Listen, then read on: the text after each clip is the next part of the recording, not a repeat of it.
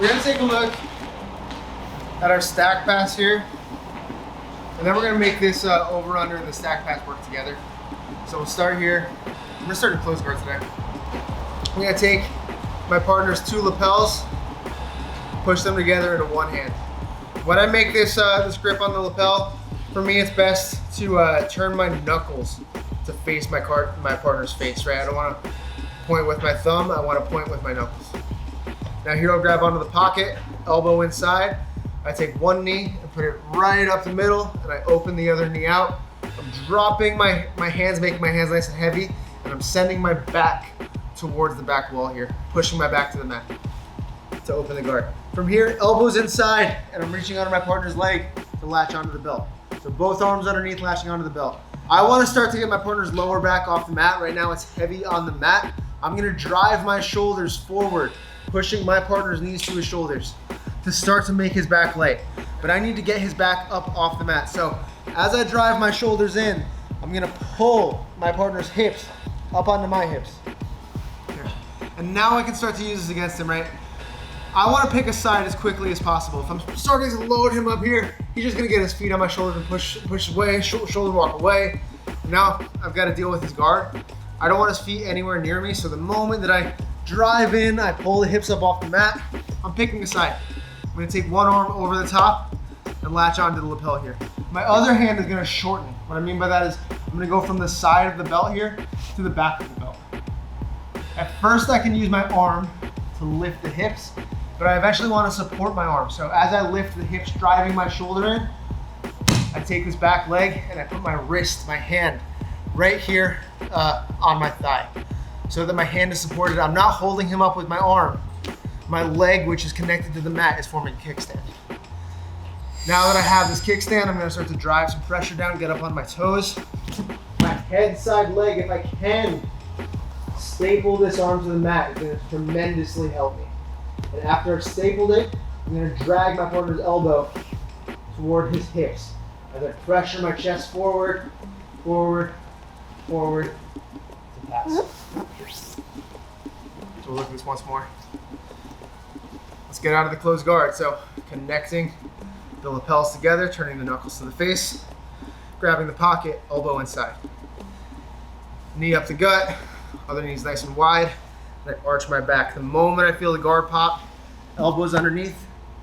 We grab the belt first, shoulders forward. I'm gonna load the hips up onto me. I've gotta pick a side immediately here. So I'm gonna grab the collar, and grab behind the belt, and I use my leg to hold the hips up off the mat. Now, as I go to staple this near arm and drag it, I don't want to rush here. I would way prefer if Jorge decides I'm done with this, pass my guard, and just throws his leg over my face. But what I don't want to do is kind of like porpoise here and take my chest up and try and smash down. I'm giving him too much space. I want to melt into this position. Does that make sense? So I don't want to give him any space to try and get past the legs. If we have to stay there, it's way worse for him than it is for me. But if we're gonna stay there, I'm gonna melt or he's gonna give up. So what we're gonna do now is kind of connect the dots between the over-under pass and this double-under pass. We're gonna start in this half guard over-under.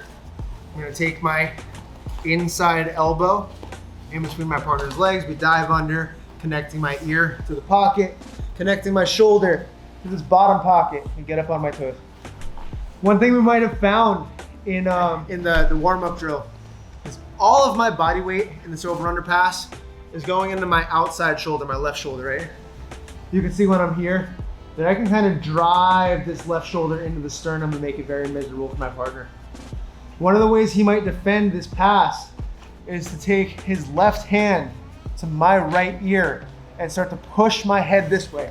And that takes my shoulder off the body. I'm losing my pressure on this side.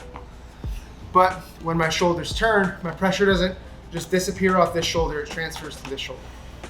Right, so as Jorge scoops my head and pushes it, my pressure is no longer here, but it's all going here. So instead of just forcing this in, I'm gonna switch to an over-under pass, or to a stack pass, double under pass.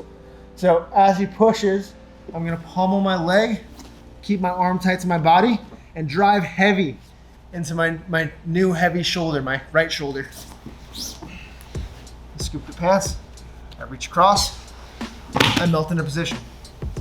A couple things here. The number one thing is, in this transition is the easiest spot to get triangled if we're not kind of minding our elbow.